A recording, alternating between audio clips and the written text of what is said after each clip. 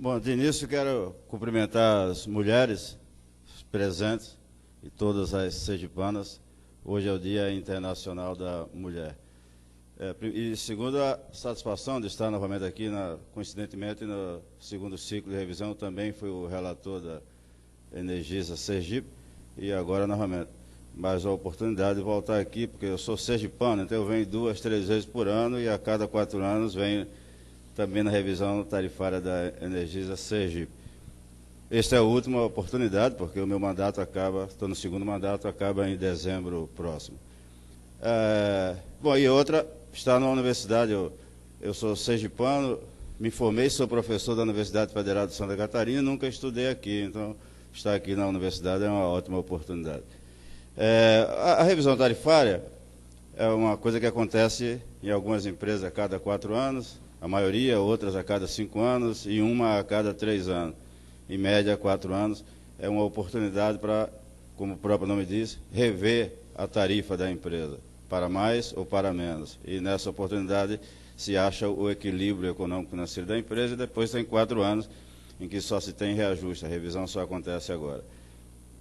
A sessão pública é uma parte da audiência pública, porque ela já começou há um tempo atrás, onde a ANEEL via internet, recebe contribuições por escrito, e aqui procura ouvir a população local, ver as opiniões. Em geral, nessas sessões de audiência pública, agora do terceiro ciclo, tem muito pouca gente participando, e quando participa não fala muito sobre a tarifa, em si sobre qualidade do serviço e outras coisas.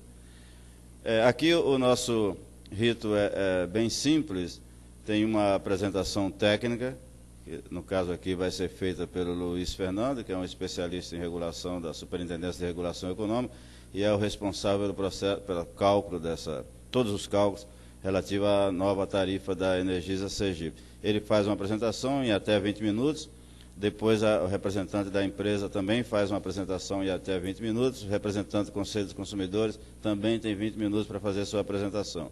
Em seguida, para quem se inscreveu para falar alguma coisa, é dado 5 minutos para todos que se inscreveram.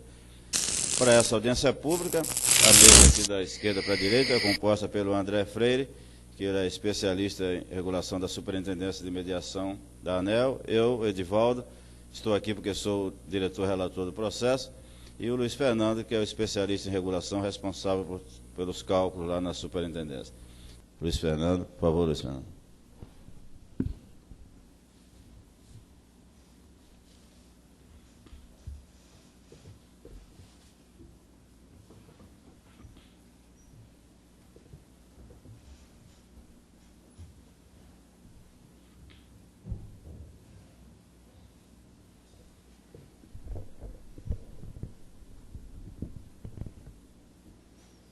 Bom dia, gente. O Andrei eu pedi para ele passar os slides.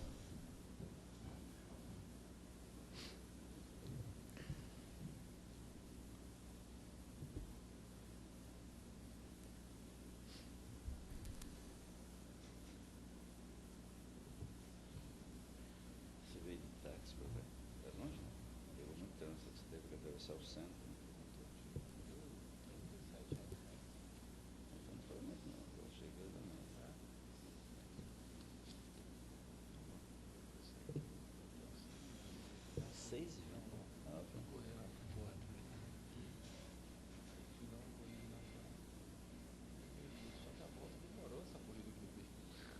Comecei a correr às 5h15. É que eu falhou alguma coisa? Hã? Pifou.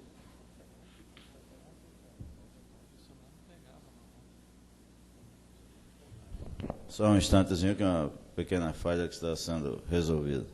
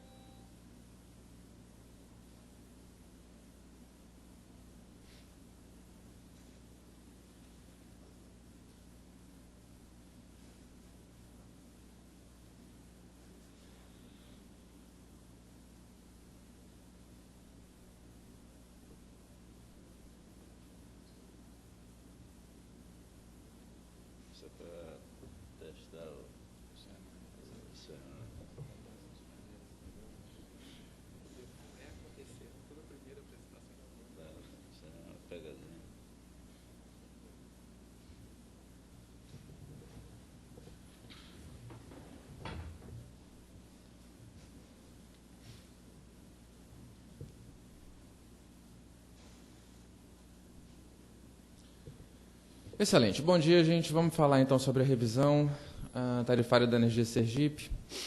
Eu vou comentar alguns conceitos rapidamente, que já foram falados no vídeo, mas é importante para a gente entender melhor os números que vão ser descritos hoje aí para vocês. Bom, inicialmente, o que é uma revisão tarifária? A distribuidora ela é uma empresa que presta um determinado serviço. E para a adequada prestação desse serviço, ela deve ter uma receita. Essa receita ela é auferida por meio de tarifa que é estabelecida pela ANEEL. E é no momento da revisão tarifária que a ANEEL vê se essa tarifa é suficiente ou não para que essa empresa, no caso a distribuidora, preste o seu serviço. Se for suficiente, tudo mantém-se como está.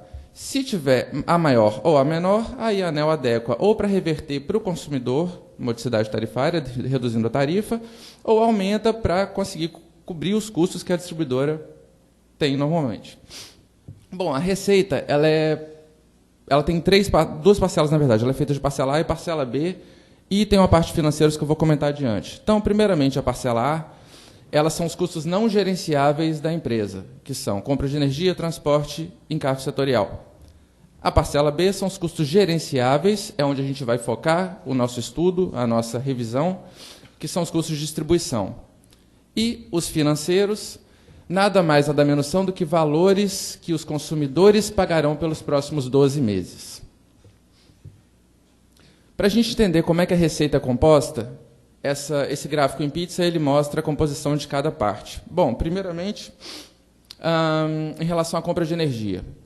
A gente tem preços definidos em leilões públicos, obviamente preservando-se os contratos bilaterais firmados anteriormente, e a alocação de cotas de energia em virtude da Lei 12783 de 2013. Realmente isso está fora da capacidade de gestão da distribuidora. O custo de transmissão, também a receita das transmissoras ela é tida por meio de leilões, também escapam à gestão da distribuidora. E encargos setoriais e tributos. Os encargos setoriais eles são políticas de governo com destinação específica para alguma ação governamental no setor elétrico, e a ANEEL também não tem competência para definir esses encargos. Em relação aos tributos, eles compõem boa parcela da receita, eles também não são competência da ANEEL. E o nosso foco principal, que são os custos de distribuição. Bom, o efeito médio percebido para o consumidor é de 3,42%, positivo. Como é que esse efeito pode ser decomposto? A gente tem uma parcela considerável de encargos setoriais, a gente vai comentar mais adiante por que isso está acontecendo, e uma parcela menor referente à transmissão, geração e distribuição, e os financeiros com uma queda de 2,09%. Vamos primeiramente falar da parcela B. A parcela B, lembrando, são os custos gerenciáveis. Como é que a parcela B está contribuindo para a variação da tarifa? Primeiramente, a taxa de remuneração regulatória. Ao longo dos primeiro, segundo e terceiro ciclo, a gente vê um decréscimo dessa taxa de remuneração. Isso, no caso da Energisa Sergipe, significa uma queda, um efeito percebido pelo consumidor, uma queda de 2,64% na tarifa. Os custos operacionais têm valor positivo de 4,02%. Vou dar um exemplo do que seja o custo operacional. A distribuidora ela pode, por exemplo, investir para ampliar a sua rede. Se o acréscimo de receita auferido por essa implementação de rede extra não for suficiente para cobrir os investimentos iniciais, a ANEEL tem que compensar isso na parcela B, e aí entra nos pontos dos custos operacionais. Para fechar a parcela B, os itens. Depreciação, receitas recuperáveis, anuidades e outras receitas contemplam um valor de menos 1,66. Somando esses valores, o efeito da parcela B será, por favor, André, de menos 0,28%.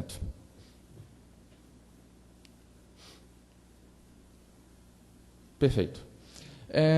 Bom, a metodologia do terceiro ciclo determina também o seguinte, que o benefício fiscal para as concessionárias que atuam na área Sudan e Sudene seja revertido em prol da modicidade tarifária.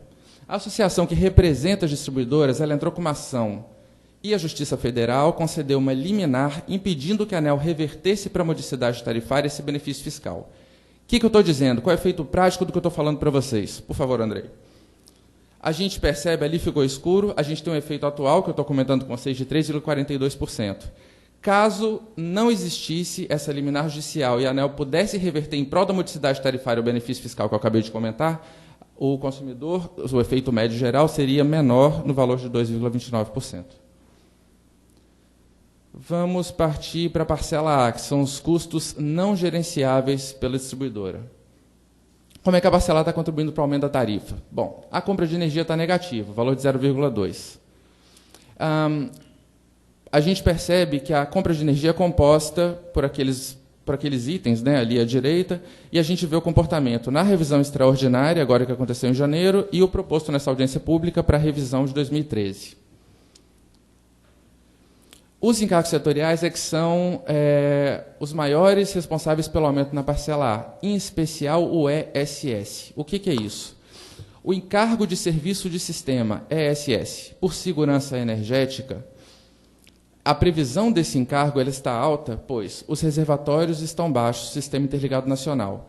Com isso, isso gera uma expectativa do ONS, Operador Nacional de Sistema, de necessidade de geração termoelétrica fora da ordem de mérito para o ano 2013. O que isso significa? Falando em palavras bem simples, reservatório baixo, a gente precisa gerar energia térmica, que é muito mais cara, e todo mundo paga a conta por isso.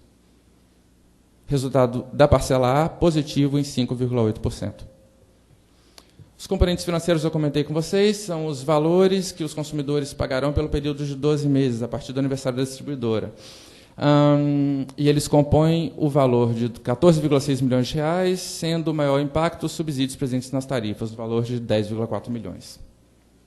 Fazendo a conta, a gente chega ao efeito médio consumidor, já comentado anteriormente. Por favor, Andrei. Bom, estrutura tarifária. Eu comentei do efeito médio para o consumidor, só que esse efeito é percebido de forma diferente dependendo do nível de tensão que esse consumidor é atendido. Por que acontece isso? Porque a estrutura tarifária ela aloca de forma diferente os custos da distribuidora para os diferentes níveis de tensão. Então, a gente percebe que, para essa revisão específica, o grupo de baixa tensão, que são B1, B2, B3 e B4, atendidos em tensão inferior a 2,3 kV ou 2.300 volts, tem um efeito médio maior do que o de alta tensão. No caso, o grupo A3 e A4. A1, A3 e A4, por favor. Aí só para mostrar para vocês o comportamento a evolução da tarifa residencial B1 em comparação com os principais índices de GPM e IPCA. O tracejado vai ser a tarifa residencial.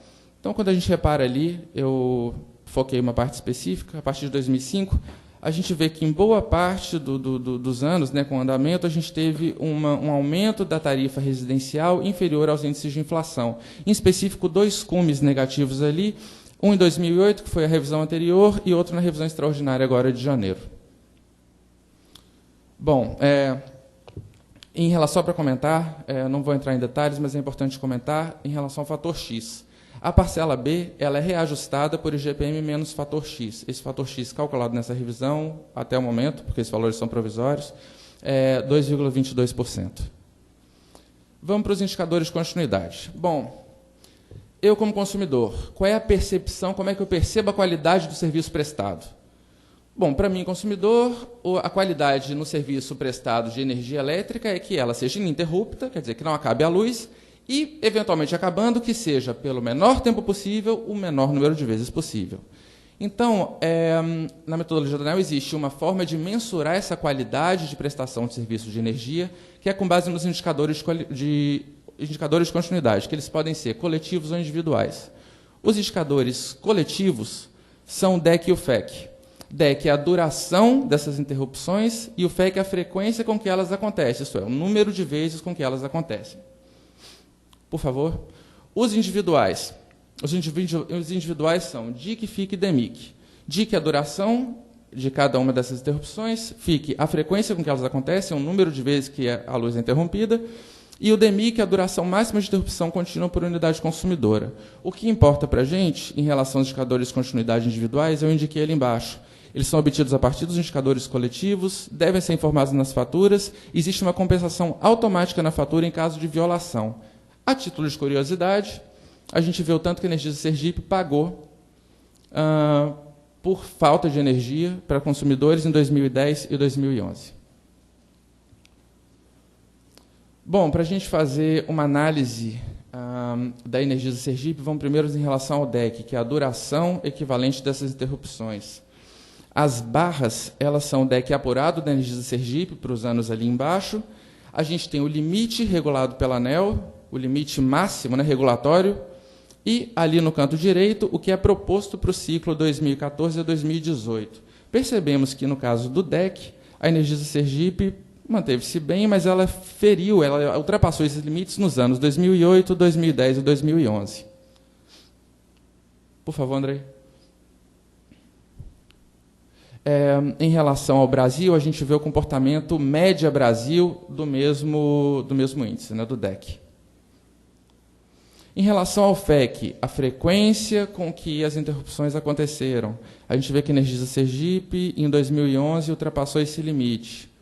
Em relação ao DEC Brasil, ao FEC Brasil, perdão, por favor, Andrei, a gente vê como é que a média Brasil se comportou.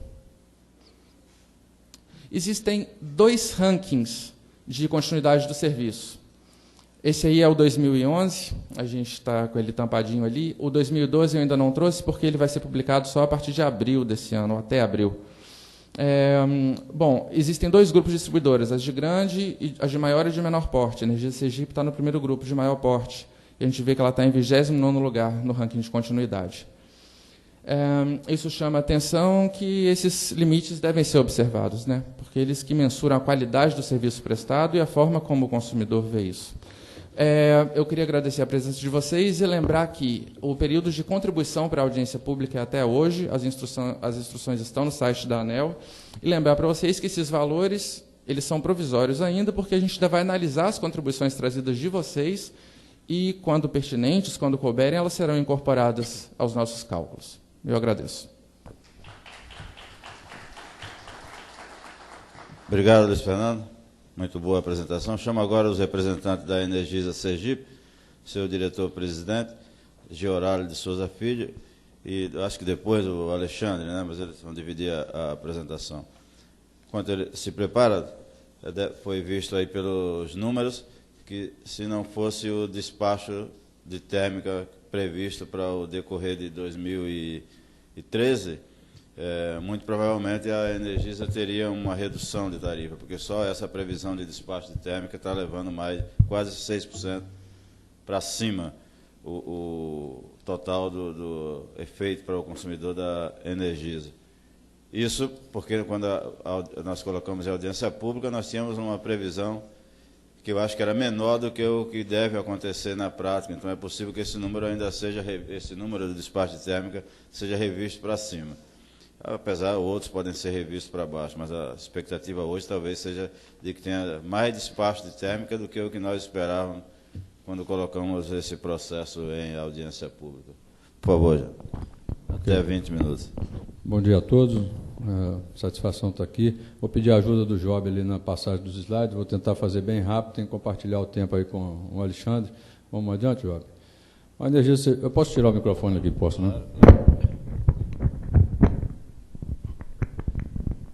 A Energisa Sergipe, fundada em 1960, uma empresa hoje que tem 640 mil consumidores, 645 mil em dezembro de 2012. Não vou me ater nesses dados. Vamos adiante, por favor.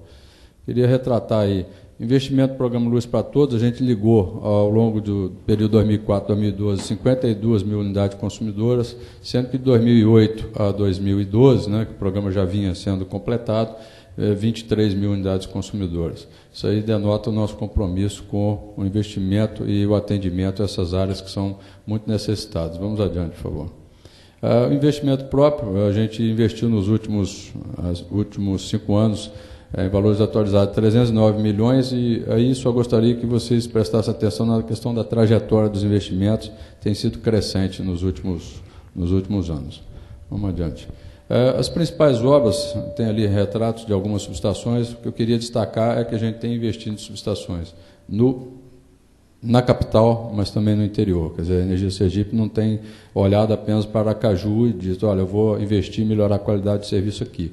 A gente fez instalação de subestação em Mosqueiro, que é aqui, mas Lagoa Rasa, aqui no interior. Vamos adiante, Job, por favor. Curituba, interior, Moita Bonita, também no interior. Vamos adiante. Pode passar. Subestação Contorno, a gente concluiu ano passado. Serigi está em conclusão agora, em março. Pode ir. É porque eu quero me deter mais no DECFEC. Aí algumas linhas também de 69, linha de distribuição de alta tensão, destacando essa linha que está aí, foi uma linha interessante, a gente fez a ligação da subestação Jardim da Chesco, com essa subestação com contorno, ela passa numa área de rio, conseguimos uma solução de engenharia muito boa para que a gente tivesse uma convivência pacífica entre a instalação e o meio ambiente, um apoio muito grande da Secretaria de Meio Ambiente, e outras linhas que foram feitas, voltadas também para atendimento no interior. Essa linha Lagoa Rasa Porto da Folha é uma linha super importante para nós, porque ela fechou um anel de 69, dando uma flexibilidade operativa muito grande. Às vezes a gente tinha dificuldade, são linhas com muita exposição, dificuldade de restabelecimento, e ela ajudou bastante na qualidade de serviço naquela região. Vamos adiante. De forma resumida, eu queria focar duas coisas, né? A gente viu a qualidade de serviço, foi apresentado pelo colega da ANEEL. Primeiro, investimos muito na instalação de equipamentos, novos alimentadores, né?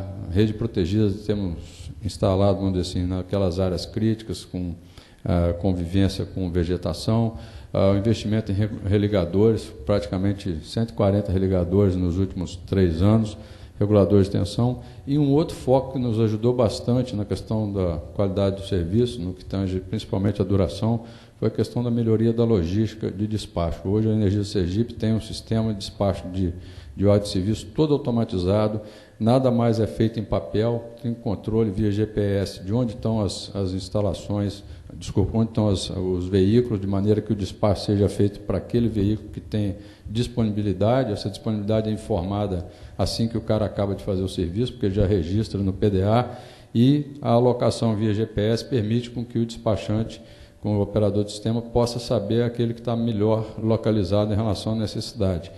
Fizemos também, a partir dessa sistemática, uma gestão muito grande dos desvios de produtividade, então a gente vê um crescimento ali da ordem de 57% de produtividade para mais de 80% em 2 anos. Isso tem ajudado nessa trajetória que a gente está começando a dominar, que é a trajetória do DECFEC. Vamos adiante, por favor, Jair. Aí eu queria me deter um pouquinho, esses dados estão na apresentação da ANEEL, e a gente vê que a duração das interrupções no caso dos indicadores coletivos, né, ela não estava sob controle. A Energisa teve um desempenho muito ruim em 2008, em 2009 uma melhora substancial, em 2010 ela voltou a ter uma piora. Isso aqui para nós foi um sinal de que a gente precisava fazer um planejamento um pouco mais estruturado, repensar um pouco nossos investimentos. Assim o fizemos, e desde essa condição ruim de 2010, 23 horas, quase 24 de duração média de interrupção, a gente atinge em 2012, já melhoramos, acho que um pouquinho naquele ranking ali de 2011, 15,74. Né? Então, isso, de certa forma, não é que nos dá conforto, mas nos dá a segurança de que hoje nós temos um plano de investimentos muito bem estruturado, temos uma análise logística do nosso atendimento muito bem feito, sabemos que tem um desafio grande, a trajetória está para frente, mas hoje a gente se sente muito mais seguro de que a gente tem condição de atender esse desafio. O caso do FEC é um pouco diferente do DEC, ele tem mais ou menos uma estabilidade, embora tenha tido um soluço ali em 2011, mas em 2012 a gente já conseguiu voltar basicamente a um patamar interessante. Vamos adiante. Aqui eu procurei abordar alguns outros itens relativos a atendimento e qualidade de serviço. Por exemplo, as violações individuais, totalizando DIC, FIC, DEMIC, tiveram em 3 anos redução de 38%. Quando a gente olha as compensações, no caso aqui, as compensações de nível de tensão estão ali também, então tem um valor um pouquinho maior, grande parte é a qualidade de serviço, mas redução de mais de 30% em 3 anos. O tempo médio de atendimento nosso reduziu 36% em 3 anos. As OS no prazo, porque a gente tem um indicador nosso interno, que todas as horas de serviço aos consumidores a gente acompanha e verifica o atendimento aos prazos regulatórios. Tem situações em que não tem um prazo regulatório estipulado, nós temos metas internas e nós tivemos uma melhoria da ordem de 6,7%. Ela não foi tão grande percentualmente, mas nós partimos de um patamar de 92%, que já era alto, atingindo aí, não estou vendo muito bem, mas beira 98%, 99%. Então, temos também tido essa preocupação, essa obsessão em medir a qualidade dos nossos serviços, de maneira que a gente possa atuar nos pontos nevrálgicos, sabendo o que a gente está fazendo e depois medindo o resultado das nossas ações. Vamos adiante, por favor, Job. Ali na parte de pesos recebíveis, pesos não técnicos sobre o mercado BT, faturado, uma trajetória também muito favorável, denota o nosso compromisso ao combate vamos dizer assim, fraudes, furtos ou problemas na medição. A questão da gestão de recebíveis também, a inadimplência ali pega os últimos 12 meses, o pendente pega toda a história da empresa, então também com a trajetória favorável, refaturamento, que são aqueles casos em que você tem um problema de faturamento e o cliente reclama, também com a trajetória muito favorável, tem uma posição de destaque no setor. Vamos adiante. Aqui um ponto relativo à comunicação ao cliente e satisfação, medido pela pesquisa Brad. Informação e comunicação. Chegamos aí a uma melhora de 18% desde 2008, patamar de 81,6%. A gente é a melhor do Nordeste, terceira melhor do Brasil. Esclarecimento sobre direitos e deveres, somos melhor do Nordeste, segunda melhor do Brasil. Fornecimento de energia, denota uma recuperação, segunda melhor do Nordeste, décima melhor do Brasil. E o índice de satisfação da qualidade percebida, segunda melhor do Nordeste e sétima melhor do Brasil. Então, aqui nós estamos também falando do nosso relacionamento com o cliente, não só do seu ponto de vista da qualidade do serviço, mas do ponto de vista também do que a gente tem o dever de comunicar, de orientar, e os números estão indicando também uma trajetória favorável. Vamos adiante. Aqui é um resumo do call center. Nos últimos 3 anos, cumprimos as metas de nível de serviço, chamadas abandonadas e chamadas ocupadas, né? Também bem melhores que a meta. Vamos adiante. Aqui um ponto que eu queria tocar é que a gente também tem a preocupação com a inovação. Lançamos o programa Ligo Já, que é um programa em que o cliente ele tem a opção de ligar para o call center e, se ele assim o desejar, ele pode deixar registrado que ele não quer ficar esperando. Ele vai receber, o sistema controla a fila, ele faz a opção de que ele quer receber uma chamada da Energisa e, ao invés de ele ficar pendurado no telefone por algum tempo, naquele lugar que era o lugar original dele na fila, ele recebe uma ligação. Então, a gente teve um nível de adesão que chegou a 20% e hoje estamos estabilizados no nível de 13%, que a gente acha que é um patamar muito interessante, quer dizer, os clientes respondendo bem a essa preocupação. Melhorou para eles, deu mais qualidade, mais conforto, também para a Energisa a gente teve eficiência de custo, que é o que a gente está buscando, porque a ligação de celular, principalmente, né, ela mantida, ela onera a empresa. Vamos adiante. Uma outra preocupação que a gente tem também é de relacionamento com a comunidade, relacionamento com a sociedade organizada. Temos convênio com a Secretaria de Segurança Pública no que diz respeito ao combate a fraudes. Os programas de eficiência energética nossos são feitos, no caso daqueles que são feitos em órgãos da administração pública, de uma maneira interativa, com participação dos secretários ou dos administradores. Uma interação muito grande com obras, com o DENIT, DR e as secretarias de obras dos municípios, porque principalmente DENIT e DR demandam muitas obras em função dos investimentos em rodovias, você tem deslocamento de poste, então é necessário que a gente tenha uma sintonia muito grande com eles. Um projeto aqui de Aracaju, que é o Natal Iluminado, onde a gente participa em parceria com a Prefeitura para dar, no período de Natal, um presente à cidade para poder atrair turistas, e participação no Comitê de Arborização de Aracaju, que é muito interessante na definição de políticas de convivência da rede elétrica com as áreas lá de meio ambiente, a parte de arborização. Estamos acabando já. Ações socioambientais. Um que eu queria destacar, esse Zé da Luz na Escola, é um programa muito interessante, onde são feitas apresentações teatrais. A gente atendeu praticamente quase 60 mil alunos nos últimos 5 anos, e como decorrência desse projeto, tivemos um reconhecimento que está mostrado ali na frente, do Instituto Chico Mendes, porque nós tínhamos aqui muito problema de acidente com pipa. Ainda temos muito problema de pipa na rede, mas depois que a gente começou esse programa, nunca mais tivemos uma criança que tenha tido um acidente com ela. Temos problema das pipas batendo na rede, mas a conscientização foi muito forte. E tem outros programas, estimulamos a arte na empresa, tem um espaço lá para artistas locais, a nossa unidade móvel, que leva informações sobre eficiência energética. Eu estou só citando porque eu acho que é importante destacar, né, às vezes isso não emerge, né, no dia a dia, mas que a empresa tem tido também uma atuação muito próxima da comunidade nesse aspecto.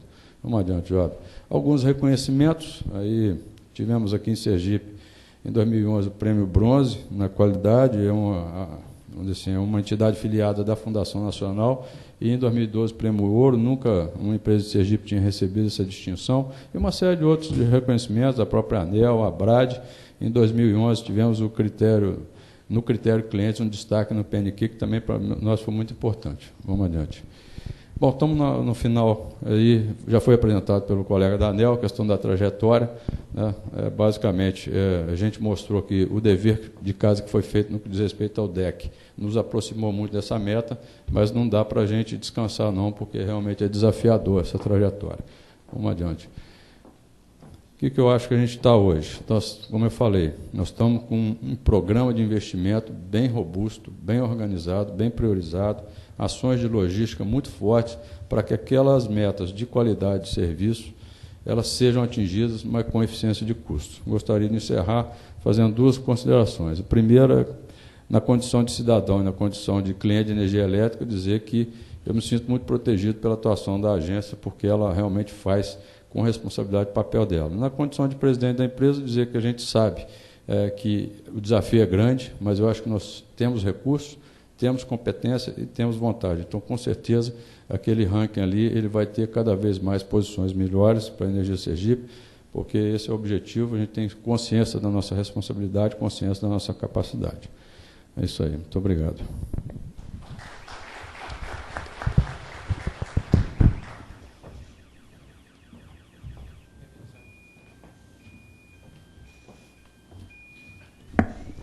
Bom, bom dia a todos também. Vou terminar aqui a parte técnica da exposição da Energia Sergipe. Por gentileza. Pode passar, Jó. Na verdade, foi apresentado, né, já a repartição da receita, né, em média, já foi apresentado pela ANEEL, onde 30% é do segmento de distribuição. Bora. Aqui também foi apresentado pela ANEEL, eu fiz questão de frisar que em 10 anos, né, a tarifa residencial, que aí nós estamos falando de mais de 90% dos nossos consumidores, ela cresceu 4% no período, enquanto tivemos aí os índices de inflação muito superiores. Isso é um dado muito interessante, mostra também que em 2004, ali, ao início do primeiro ciclo, o que esse processo de revisão tarifária vem fazendo ao longo dos anos, que, de certa forma, é compartilhar a produtividade ganha pela distribuidora em prol da modicidade tarifária. Por gentileza. Bom, aqui, mais no aspecto técnico agora, falando mais em perdas não técnicas, o que nós estamos solicitando aqui é que a metodologia atual da ANEEL ela indica que se pega o percentual mínimo observado de perdas não técnicas ao longo do ciclo. E, uma vez que esse percentual mínimo ele pode estar poluído, principalmente pela energia recuperada, num ano que você, por exemplo, tenha seja muito intensivo em combate à perda, ou seja, acaba que a energia recuperada, que é fruto do combate a perdas, como é o caso aqui da Energia Sergipe, ela pode estar afetando. Então, o que a gente propõe aqui é a normalização da amostragem, uma vez que você pega o mínimo, mas consertando, normalizando esta energia recuperada. Eu queria destacar aqui que a Energia Sergipe hoje ela tem um percentual incluso na tarifa antes do terceiro ciclo de 13,38% sob baixa tensão, e nós estamos solicitando aqui um percentual de 7,64%, ou seja, isso também, né, Luiz, é uma modicidade tarifária do fruto da performance da empresa ao longo desses últimos 4 anos. Né? Por gentileza. Bom, o doutor Edivaldo já expôs aqui também alguns custos aí, alguns riscos, né, colocados aí agora, neste momento, devido ao despacho térmico que está ocorrendo neste momento no nosso país, e também há alguns riscos que a distribuidora, de certa forma, e fruto da MP 579 convertida em lei, passaram a incorrer, como a exposição das cotas de garantia física, o GSF. Então, por gentileza, para frente. Nós solicitamos aí, neste caso, que seja colocado aí um valor mais real, que também é a percepção da empresa, é a mesma percepção da ANEEL, que o cenário hoje de despacho térmico, é um cenário mais longo do que estava se presumindo quando foi colocada a proposta. Nós fizemos uma simulação aqui, cerca de 23 milhões a mais, só na questão do contrato por disponibilidade. Mas eu creio que a ANEEL vai observar isso aí, vai atualizar este valor aí, dado a perspectiva atual. Isso aqui, na verdade, é um pleito que a gente, de certa forma, nem sabe se vai ser nesse processo ou não, mas, de certa forma, como aqui tem uma relação da Energisa Sergipe com a Surgip, que é uma distribuidora que tem um tratamento especial dado pela agência, que ela é menor, ele tem um mercado menor do que 500, e no último evento tarifário da Surgip, onde se teria que incluir lá nesse evento tarifário um financeiro de cerca de 2,6 milhões, para a Surgip pagar a Energisa Sergipe, a gente observou que não foi incluso.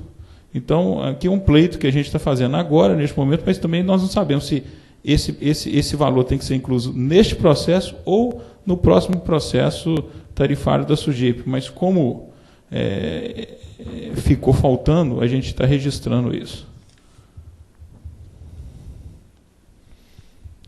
Bom, por fim aqui, já estou terminando, o nosso pleito aqui, a questão da estrutura tarifária, que seja observado a tarifa de energia de pontos dos consumidores A4 verde, né? Porque do jeito que está hoje a sinalização ponta fora ponta, as tarifas desses consumidores, e aí a nossa preocupação, ela não está competitiva frente à geração isolada a diesel ou gás, né? O que nós solicitamos aqui é que seja flexibilizado, na nossa contribuição, a gente está mandando uma proposta, essa tarifa ponta fora ponta, para que esses consumidores passem a ter sua sinalização de ponta junto à carga da distribuidora, e não fazendo um despacho isolado na ponta por diesel ou gás. Isso aí também vai no caminho da sustentabilidade, que o despacho a diesel isolado não é bom para a sociedade como um todo, né? Então, de certa forma, consertar um sinal tarifário que está distorcido para gerar mais competitividade frente a essas opções de geração. Muito obrigado. Um abraço a todos. Alexandre, só uma pergunta, Alexandre. Eu sei que recentemente o Romeu teve uma audiência pública aqui da revisão da Surgip. Sabe se já foi homologado o resultado? Não. Acho que não, né? Não, o resultado foi homologado, ela está, me parece, aberta por conta que tem um ativo nosso agora, que nós estamos alienando em prol da Surgip. Okay. Tá? Okay. Então, essa revisão, esse ativo ele pode ser incorporado no próximo evento tarifário. Aquela dúvida ali se, uma vez que não teve lá, deveria ter tido lá naquele momento, esse financeiro de 2,6 milhões, né, homologado, na tarifa do Surgip e a Surgip pagando a Energisa Sergipe, a gente não sabe se incorpora agora, né, ou se incorpora no próximo evento tarifário da Surgip, que vai ocorrer em 13 de dezembro, me parece. É só uma dúvida, okay, é só para questão de registro. Tá bom. Tá? Eu só queria... Era para ter sido já, mas se não era para ter sido, mas como não foi... né? Ok, obrigado. Chamo agora o representante do Conselho de Consumidores, Valberto Teles de Menezes. Por favor, Valberto, também tem até 20 minutos. Ele, no Conselho de Consumidores, ele representa a classe poder público.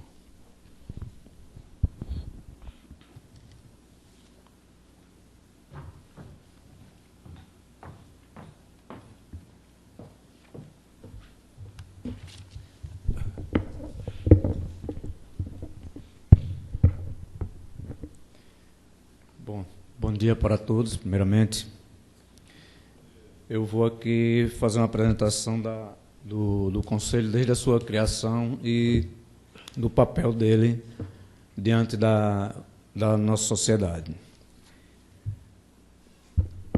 O Conselho de Consumidores, ele foi criado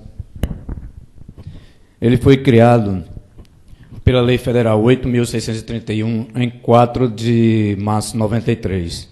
E seu funcionamento foi adequado e regulamentado só pela Resolução 138, de 10/5/2000, da ANEEL. A partir daí, esse conselho ele tem um caráter consultivo.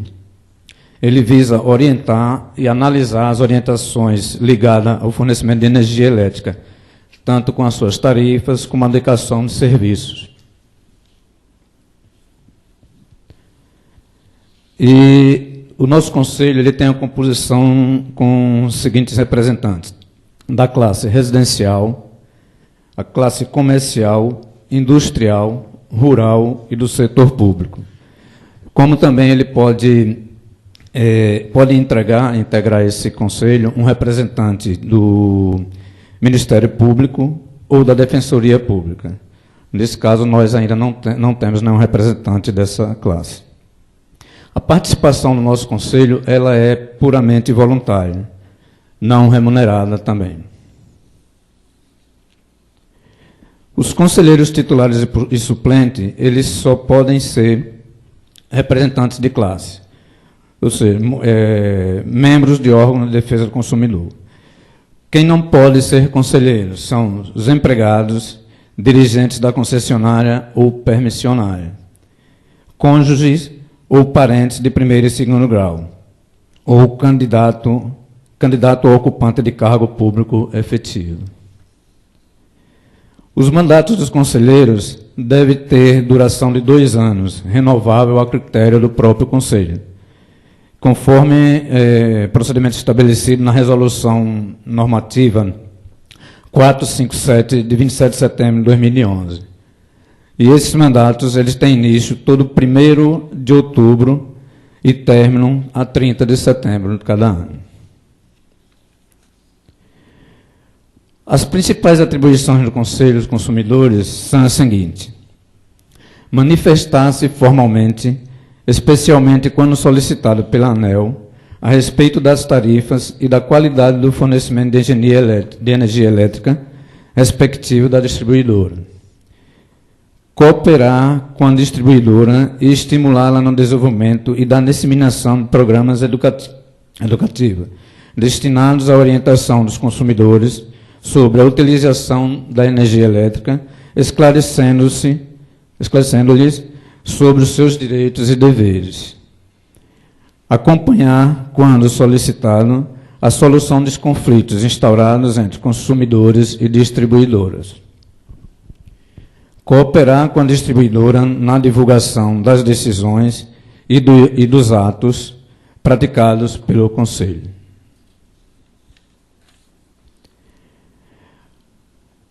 As principais atribuições concessionárias e permissionárias são as seguintes: responsabilizar-se pelas atribuições do secretário executivo do Conselho, garantir o custeio e o apoio logístico para o funcionamento do Conselho, prestar prontamente as informações que tenham relações com as atividades do Conselho, adotar as medidas cabíveis para a solução dos problemas identificados pelo mesmo ou apresentar justificativas pertinentes.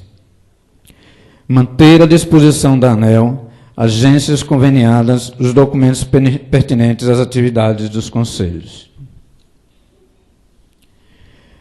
As entidades que compõem o nosso conselho atualmente são as seguintes: na residencial, nós temos a Associação dos Moradores do Conjunto Jardim Sol Nascente. O industrial, a Federação das Indústrias do Estado de Sergipe, a FIES. A comercial, nós temos a Associação Comercial Empresarial de Sergipe, a SESG. A entidade rural é a Federação da Agricultura e Pecuária do Estado de Sergipe, a FAESE. E o Poder Público, a Secretaria de Estado de Desenvolvimento de Infraestrutura, CEINFRA. Para concluirmos, este Conselho, desde sua criação, tem exercido um importante papel, onde, através deste, a Energisa passa também a conhecer as demandas e as necessidades dos seus clientes. Este é um importante canal de discussão onde a sociedade em geral, representantes das classes consumidores, podem, de forma democrática, abordar todos os aspectos relacionados à distribuição de energia elétrica realizada hoje pela nossa empresa, pela Energisa. Muito obrigado a todos.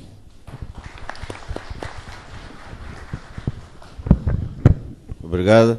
Nós temos aqui uma pessoa inscrita, que chamo agora, que é Gilvan da Silva Fonseca. Gilvan?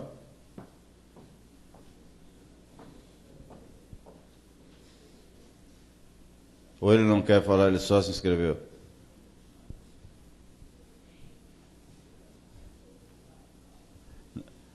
Gilvan, você se inscreveu, não quer falar ou só...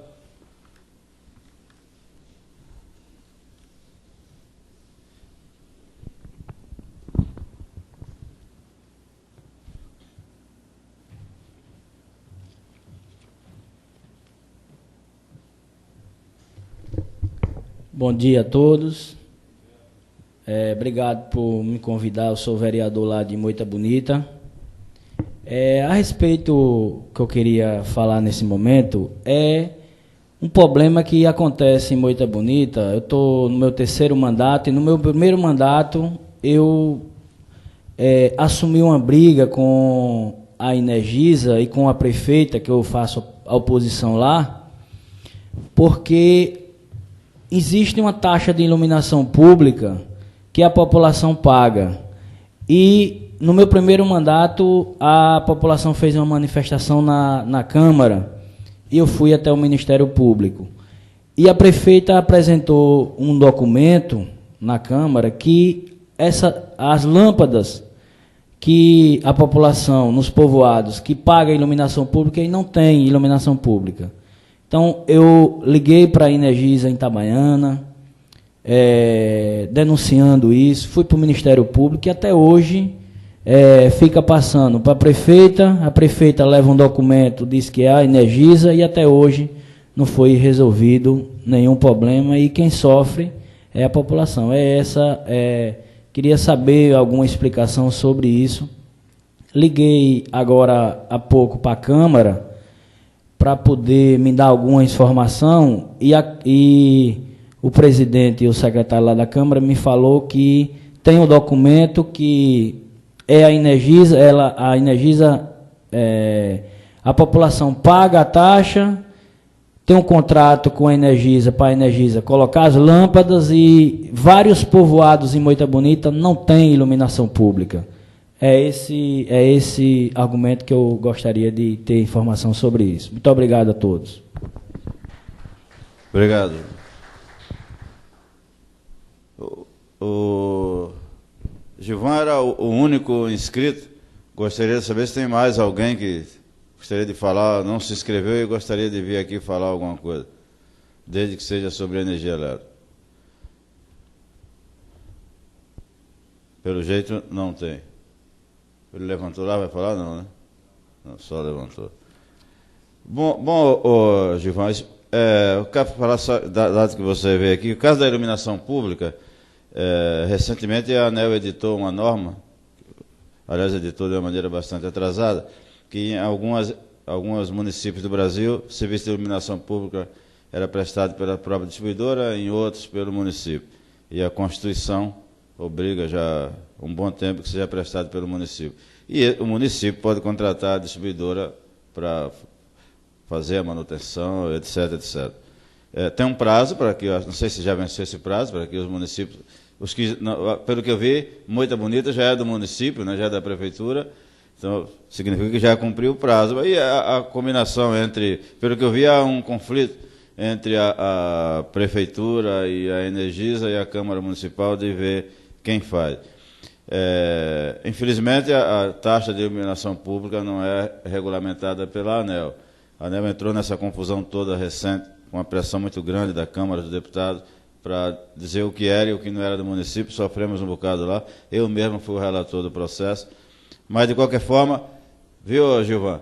Eu sou também o diretor ouvidor da ANEEL. Aí você precisando de mais alguma coisa, na página da ANEEL tem o meu e-mail.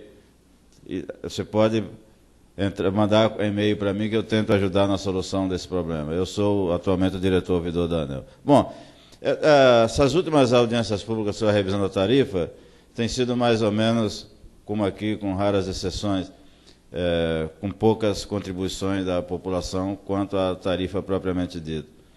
Tivemos um caso na semana passada, essa semana em Belo Horizonte, terça-feira, eu não pude estar, eu era o relator da CEMIG, mas não pude estar lá porque era terça-feira, dia de reunião da diretoria. E lá foi muito diferente daqui. Umas 400 pessoas no auditório, 40 e tantos inscritos para falar, só que lá era uma parte do PSDB e uma parte do PT. Então, a briga, como lá aumenta, e aumenta bastante a tarifa, então o PT está dizendo que o aumento é culpa da ANEEL, em particular do diretor relator, que sou eu, e disse que era eu que estava aumentando a tarifa, e para o outro lado, a medida provisória, não sei das contas, não deu resultado algum. Bom, não é nada disso, a ANEEL apenas faz as contas e mostra lá o resultado dessas contas.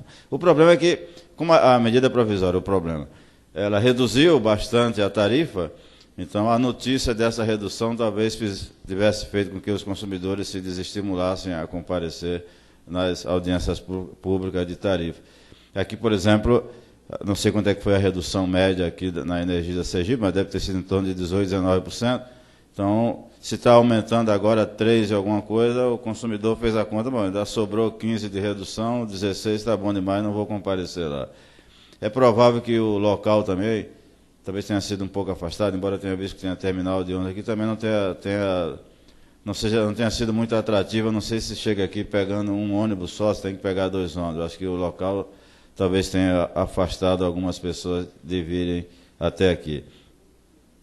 Quanto ao resultado, eu acho que os números foram mostrada a metodologia, e tudo que é mostrado aqui é provisório, porque o resultado final ainda vai depender, a área técnica recebe as contribuições, analisa, reapresenta o relator e eu submeto a uma apreciação da diretoria. Eu não sei qual vai ser a data, mas é antes da data do aniversário da tarifa. E, como eu falei, o despacho de térmica talvez tenha que sofrer alguma modificação, para melhor ou para pior. Para melhor é para reduzir se chover muito, no resto de março que falta, que em abril já praticamente não chove no lugar que tem que chover. Espero que chova bastante, para não precisar aumentar mais ainda a tarifa. É isso. Como não tem mais ninguém para falar, só me resta encerrar a audiência pública, agradecer pela presença de quem está aqui e até a próxima. Eu vi que agora se inscreveu mais uma pessoa. Quem é? Vai aproveitar a oportunidade, já ia encerrar, então chegou aos 49 minutos do segundo tempo. Então, por favor, é o Robson Barroso Soares, também do Conselho de Consumidores. Bom dia a todos. Eu me chamo Robson Barroso Soares, sou aposentado. Estou na condição de presidente da Associação de Moradores do Sol Nascente, que tem cadeira nesse conselho, representando a classe residencial. Eu me lembro que eu participei de uma outra conferência no auditório do Senac, eu acho que 5 anos atrás, e foi mais participativa realmente. Eu acho que o local aqui acabou não contribuindo, e também a divulgação. Eu era inclusive para ter entrado no rádio essa semana, eu liguei para alguns amigos, que eu faço parte do movimento social, liguei para alguns amigos, passei e-mail e pensei que ia encontrar algumas pessoas aqui, as quais eu tinha convidado. Na verdade, eu participei da 3ª reunião, estou recente no Conselho, e estamos aprendendo. Essa apresentação tinha sido feita para a gente a semana passada, então, na verdade, nós estamos aprendendo ainda a conviver. Essa questão da energia é uma coisa nova para a gente, então, na verdade, nós estamos participando do Conselho, aprendendo, para poder intervir, para poder divulgar. Agora, uma coisa que eu estou achando interessante é que se as agências, essas agências reguladoras no Brasil, funcionassem igual Nós temos comentado isso lá na reunião do Conselho. Se as outras atividades, se as outras políticas públicas funcionassem, se tivesse uma regulação, como tem a regulação da ANEEL na energia elétrica, eu acho que nós vivíamos num outro país muito melhor. A gente tem percebido que realmente a ANEEL cumpre um papel muito interessante, muito fiscalizador realmente. Então, eu queria assim, parabenizar enquanto cidadão, enquanto membro do Conselho, parabenizar a atuação da ANEEL. Por exemplo, água. A gente percebe que, talvez pelo fato de não ser privado, talvez as concessionárias de água serem públicas, é uma bagunça, uma verdadeira bagunça. Eu não sei, acho que não tem agência reguladora, mas se tivesse, com certeza melhoraria, porque as reclamações de água são enormes. Então, queria parabenizar a ANEEL pelo papel que desenvolve.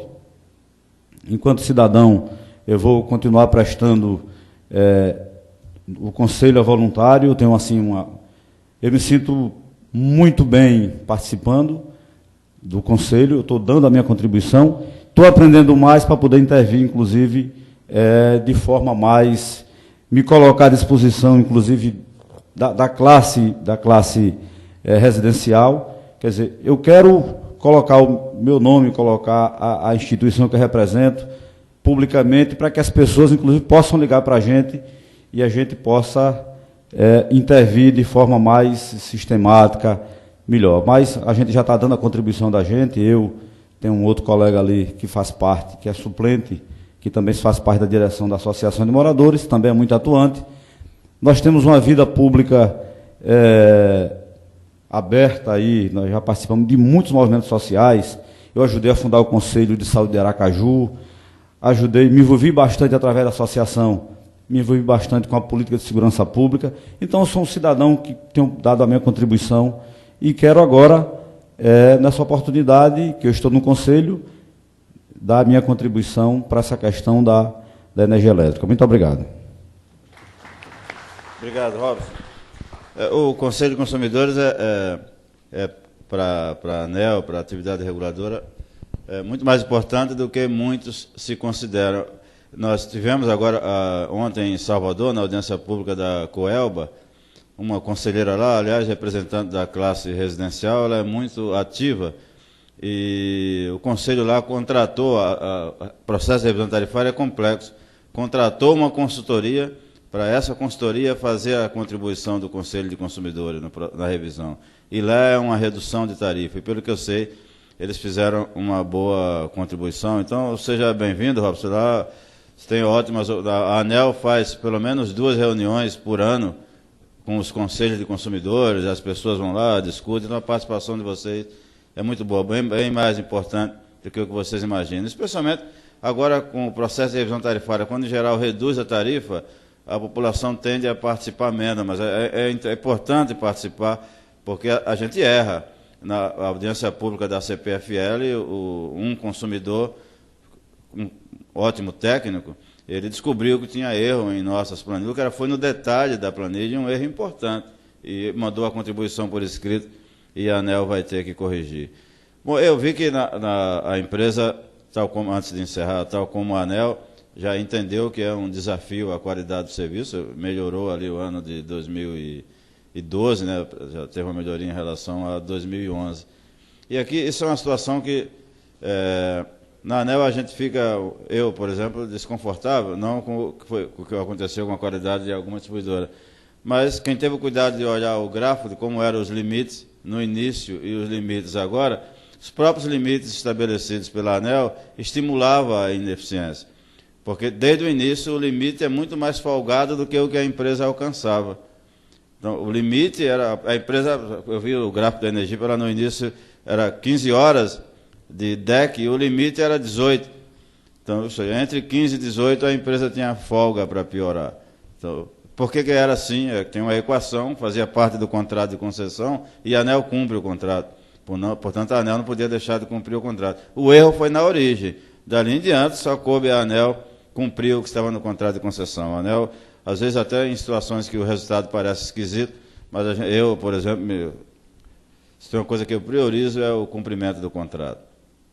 Vi que agora em diante esses limites estão muito próximos dos valores alcançados e que a empresa está se esforçando bastante para cumprir. Aqui é uma empresa que tem 90%, pelo que não sei se o Alexandre, o presidente, falou, das unidades consumidoras, consumo residencial. A distribuição é difícil, porque distribui... tem um custo de distribuição elevado, porque distribui energia para consumos médios bastante baixos. De qualquer forma, é um desafio e espero que a empresa seja bem sucedida e isso é bom para nós todos. Um abraço e obrigado pela atenção e pela presença. E vamos tentar corrigir a divulgação. Aliás, nós estamos tendo dificuldade no Brasil inteiro para a escolha de local. Depois daquela ocorrência lá de Santa Maria, no Rio Grande do Sul, não é todo mundo que tem um auditório e quer emprestar em condições de ser emprestado. Aliás, agradecer aqui à universidade. Eu não sei se aqui foi pago ou se foi de graça, mas de qualquer forma agradecer porque cedeu para a gente. Tem sido muito difícil.